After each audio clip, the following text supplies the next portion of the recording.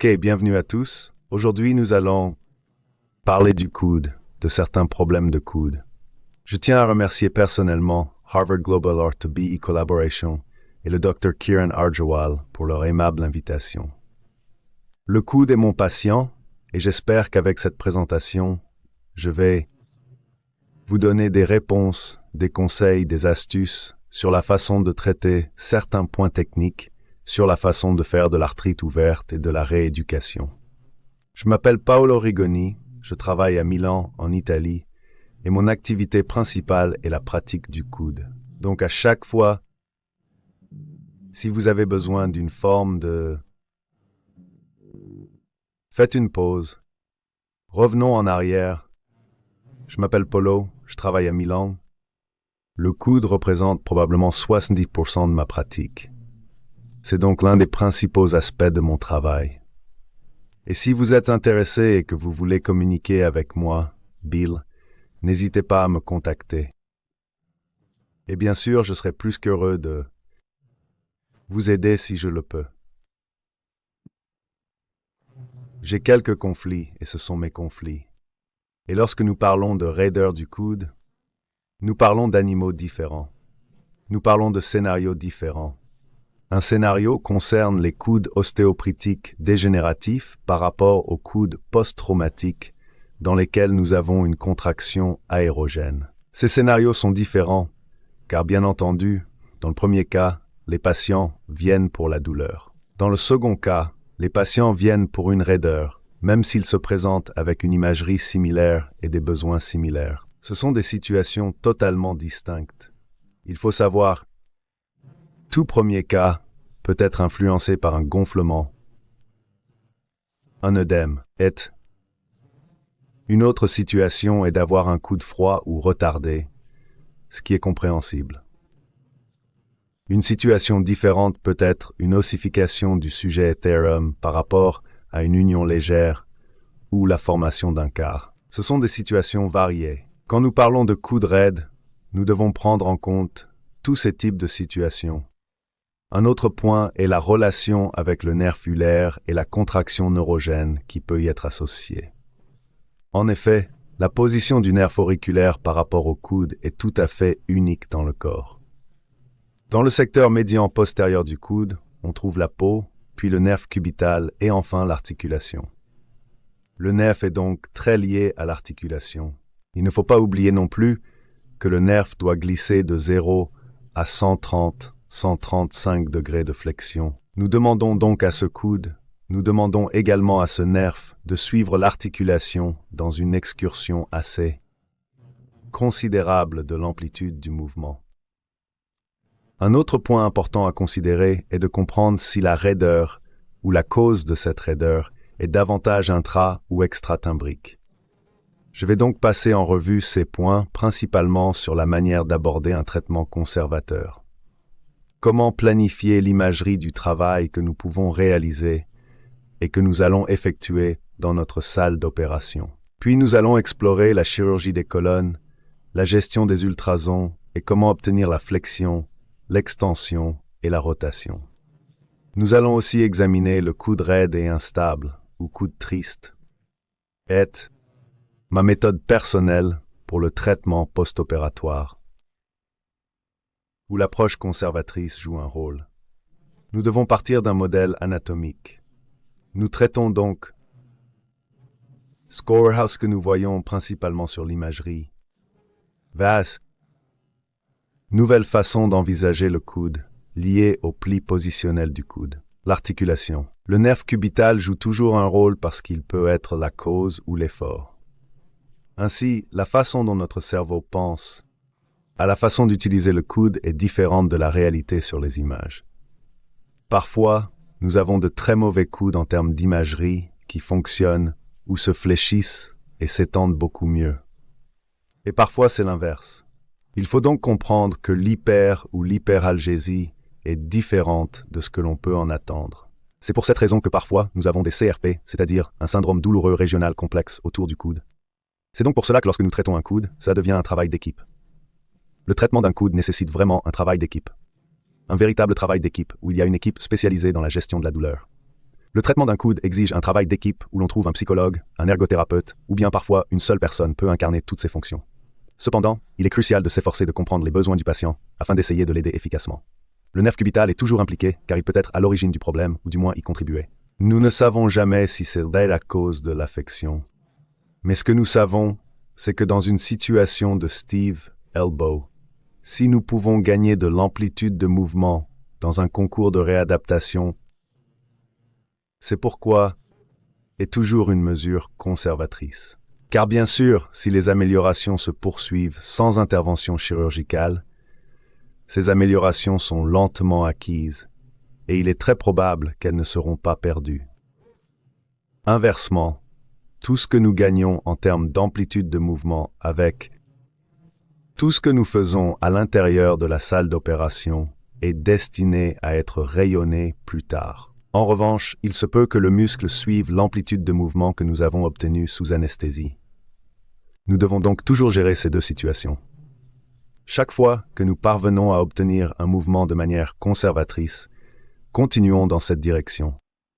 Ce que nous pouvons faire, c'est demander à notre physiothérapeute de travailler avec les mouvements accessoires qui sont normalement secondaires aux mouvements physiologiques, mais qui sont parfois primaires, comme une articulation qui a disons qu'un corps détaché à l'intérieur de l'articulation ou un scénario minimal dans lequel l'articulation doit se repositionner plus au centre, plus latéralement. Et avec ce mouvement, nous pouvons comprendre quelle est la meilleure façon de laisser le coude bouger.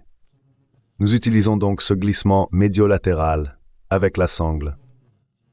Et encore une fois, c'est un travail d'équipe. Nous devons discuter avec le patient et le kinésithérapeute. S'il y a une amélioration, nous continuons. S'il n'y a pas d'amélioration, nous pouvons modifier certains paramètres. La direction du glissement, l'intensité, la force, les répétitions, la surpression, la gestion et le contrôle de la douleur. Et nous pouvons aller dans cette direction en essayant de nous améliorer. S'il n'y a absolument aucune amélioration, nous pouvons repenser le coude du patient. Il faut arrêter ce que l'on fait et reconsidérer la meilleure stratégie à adopter.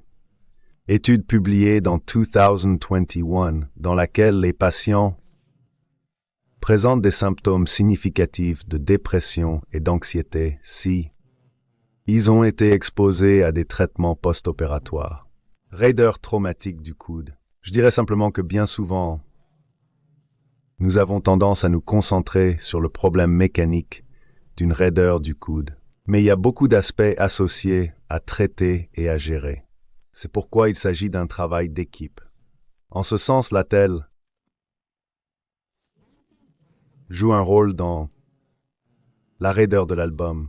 Il s'agit d'une revue systématique de 232 patients. Publiés, ces altérations sont. La majorité d'entre eux sont originaires des Pays-Bas. Denise Eigendahl et Michel Van de Becker sont de très bons amis et ils ont montré que l'attelle progressive dynamique et statique donne de bons résultats. Et nous pouvons aller jusqu'à 12 mois si nous obtenons une amplitude de mouvement. Encore une fois, c'est normalement quelque chose que nous ne faisons pas dans d'autres pays.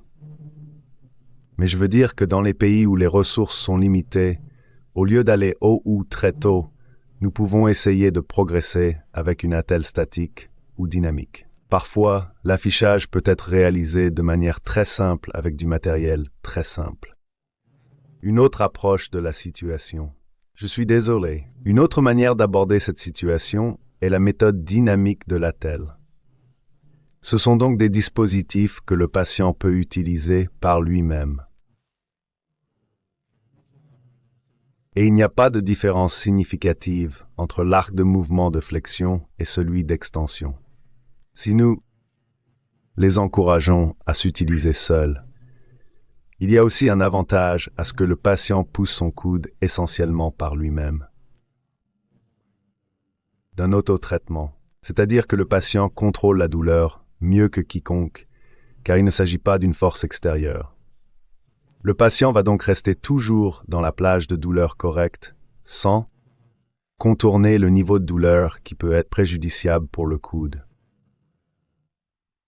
Il existe également d'autres options modernes. L'une d'entre elles consiste à utiliser le site dans le cadre d'une étude randomisée avec placebo, essentiellement dans le cas de fractures supracondyliennes, distales ou intra-articulaires de l'humérus, où l'on a testé le score BAS et l'amplitude des mouvements. Après 3 mois entre l'utilisation du Botox associé avec et cette condition, les 2 injections de toxines botuliques de type 1 préviennent la douleur post-traumatique et la raideur du coude. C'est donc une étude très intéressante. Personnellement, je ne l'ai jamais utilisée, mais ce dispositif peut également être associé à notre traitement. Comment planifier un travail osseux que nous pouvons faire à la place de la salle d'opération? Tout d'abord, nous pouvons comprendre, grâce à des tomodensitogrammes spécialisés en extension et flexion maximale, quel est le point final théorique? Le point final osseux. Je vous recommande donc d'utiliser le scanner comme une séquence de type V ou bien comme une vidéo. C'est un excellent point sur lequel nous pouvons réfléchir lorsque nous sommes de l'autre côté du scanner. Ce que nous faisons, c'est essayer de comprendre s'il y a un maintien de l'interligne articulaire. Bien sûr, tout cela reste théorique, mais nous avons la possibilité de donner du mouvement à ce coude. Si c'est possible de glisser, et si le cartilage est théoriquement préservé à l'intérieur de l'articulation, cela signifie que l'interligne articulaire est fermée. Dans ce cas, il n'y a absolument aucun moyen de penser à améliorer l'amplitude du mouvement en procédant à des libérations définitives. D'autre part, nous pouvons comprendre s'il existe des points de contact sur lesquels nous pourrions travailler par une résection osseuse limitée, ce qui nous offrirait plus d'espace et permettrait d'éliminer les situations d'impingement. Créer de l'espace pour le coude. La lecture et la planification de la tomodensitométrie sont annulées. Ainsi, faire tourner le coude sur une vidéo peut nous aider à comprendre le résultat final. Je vous recommande donc d'utiliser le scanner comme une séquence en V ou une vidéo. Bien sûr, nous pouvons aussi comprendre l'effet CAM. Parfois, nous avons une extension du coude. Ce coude atteint l'extension finale de l'amplitude du mouvement. Mais il s'agit de la même inflexion. Et à un certain moment, avec l'action des extenseurs, le triceps en premier lieu, l'interligne articulaire a tendance à s'ouvrir. C'est ainsi que l'on peut gagner en extension. Mais il s'agit d'une extension pathologique. On peut penser qu'en réséquant un peu d'os, on peut donner au coude une extension plus physiologique et de la glisse. Puis nous avons la possibilité de réséquer quelques poussées supplémentaires. Nous pouvons chanter et également les mesurer, en considérant qu'avec une résection osseuse de 5,2 mm, il est possible d'obtenir un gain de quelques degrés d'extension.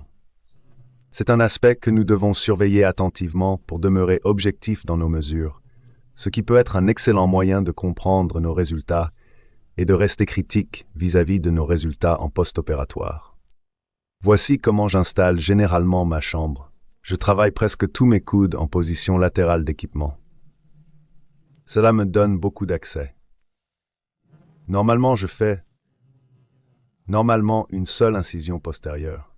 Sauf pour les coudes récents pour lesquels j'ai décidé de faire 2 incisions séparées sur les 2 cônes médial et latéral. Mais si vous êtes en phase d'apprentissage, je pense qu'une seule incision postérieure est la meilleure solution. C'est plus facile et nous donne une large exposition à tous les aspects du coude. Ensuite, nous avons les colonnes de réflexion. Lorsque nous travaillons sur un coude raide, il y a une chose que nous ne voulons pas rencontrer, c'est un coude raide et instable, ou, à cause du relâchement que nous effectuons, déstabiliser ce coude.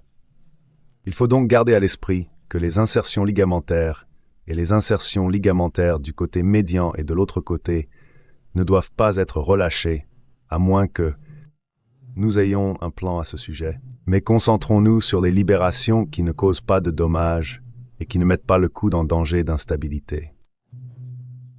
Sur le site, on trouve une colonne antérieure et une colonne postérieure, que ce soit du côté latéral ou du côté médial.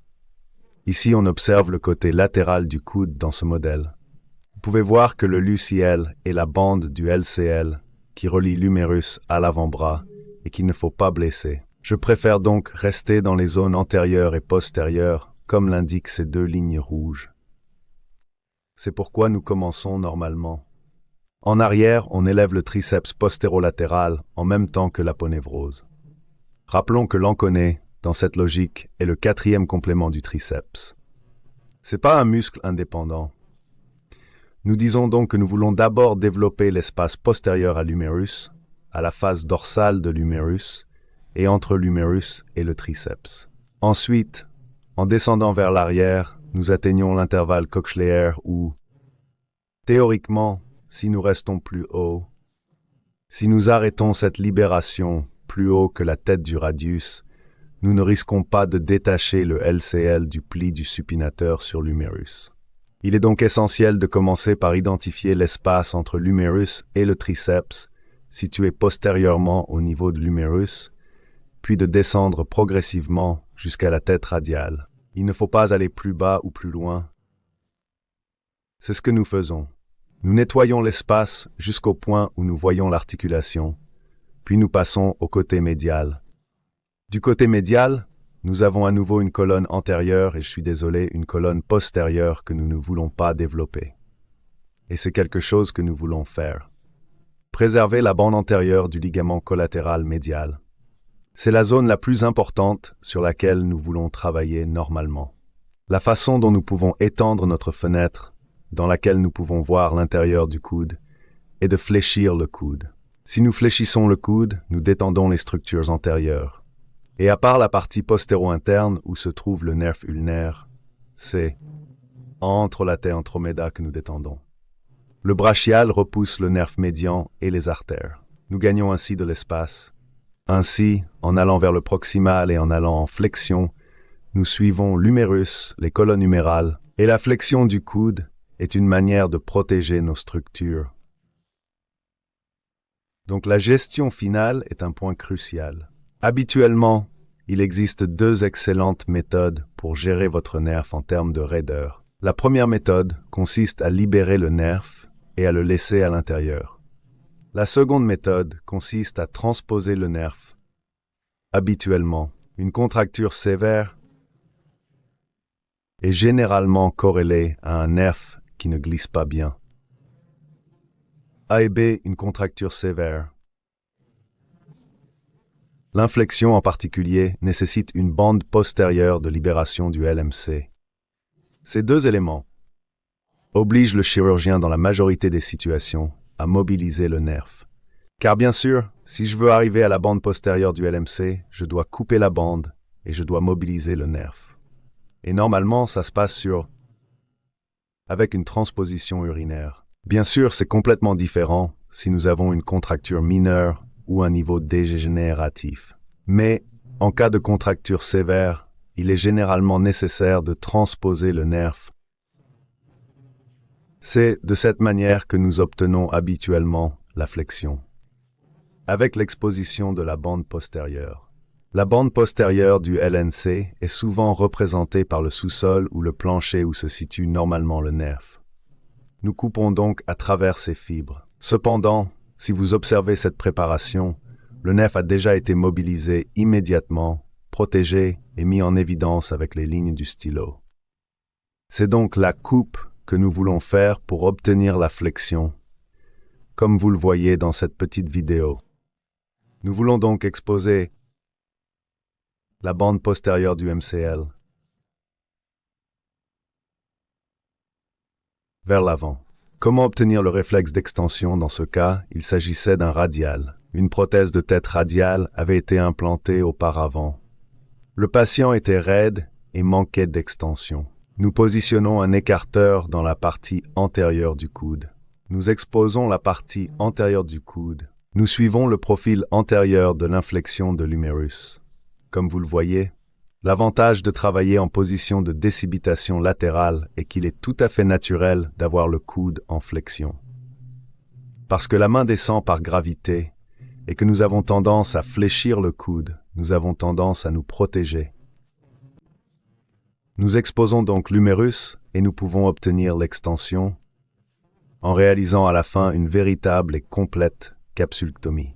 Car bien sûr, nous pouvons créer un plan entre le brachial et la capsule. Nous avons d'abord établi un plan entre l'os et la capsule, puis un autre entre le brachial et la capsule, en restant généralement dans la partie proximale. Pour examiner la capsule, on procède donc de manière proximale.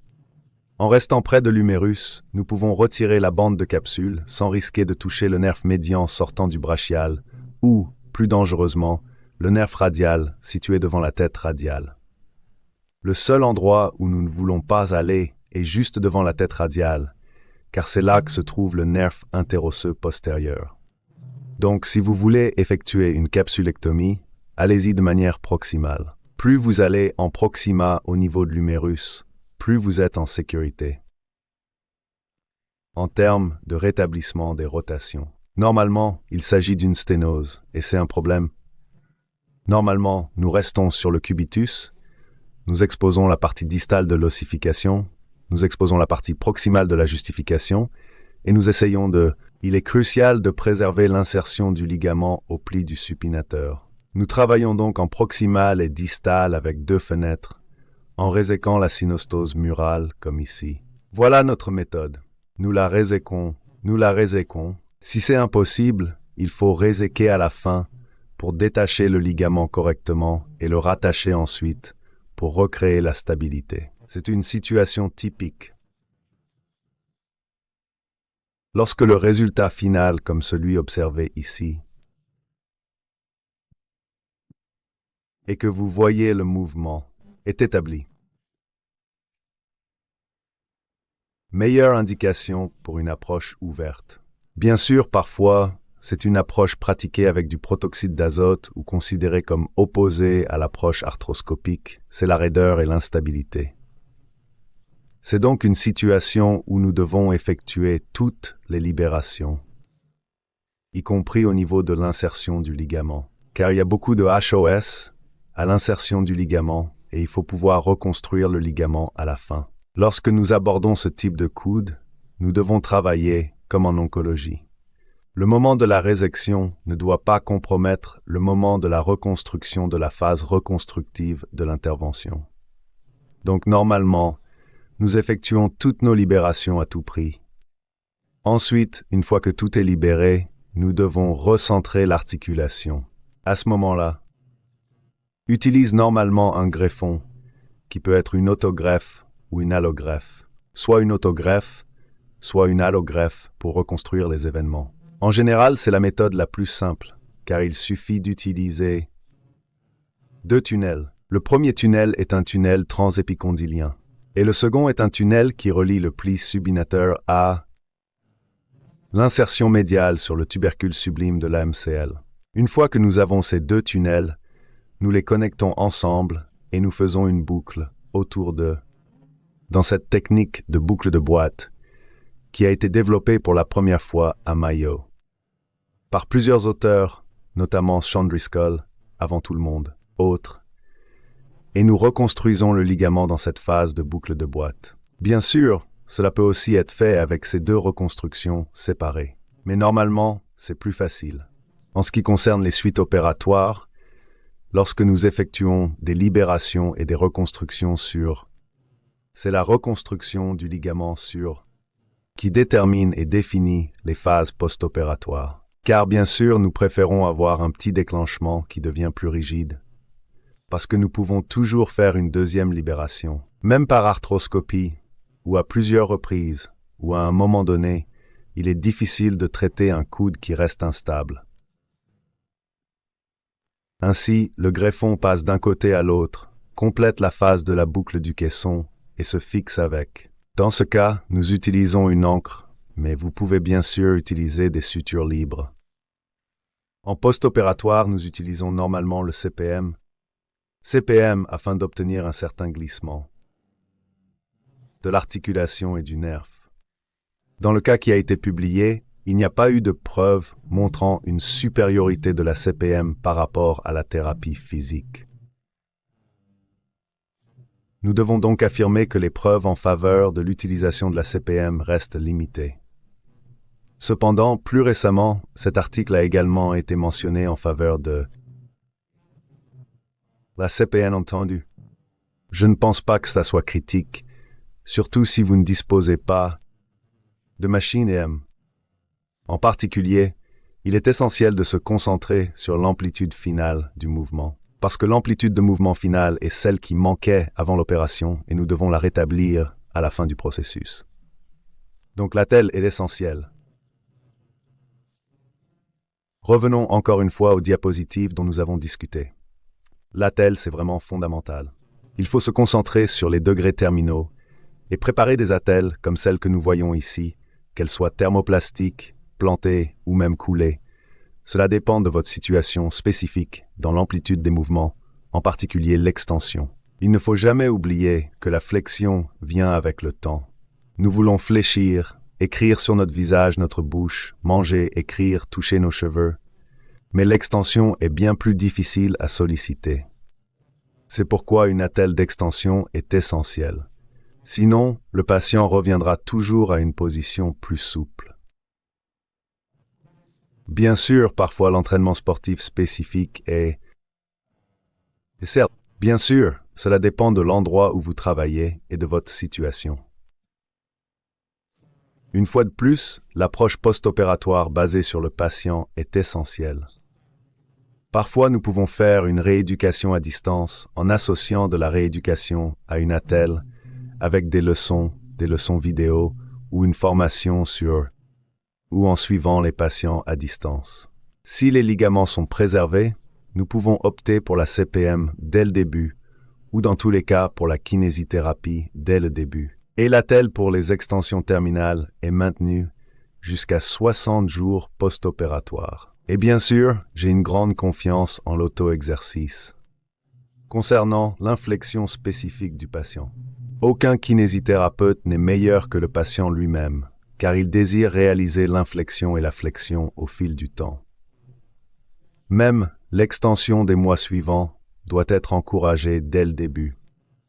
Si le coude est raide et instable, cela devient une situation plus complexe où la stabilité et donc la reconstruction ligamentaire jouent un rôle crucial. Ici, nous devons donc être patients. Je pense que c'est nécessaire. Je proposerais de maintenir le patient dans son membre pendant 3 semaines, puis d'augmenter de 30 degrés par semaine durant la deuxième phase. Si le coude reste raide, mais au moins stable à 6 mois, nous pouvons envisager une deuxième étape, une révision pour plus d'extension, une fois que le coude est recentré et stabilisé. Merci de votre attention. J'ai terminé ma présentation. Je vous félicite pour votre travail. Ça,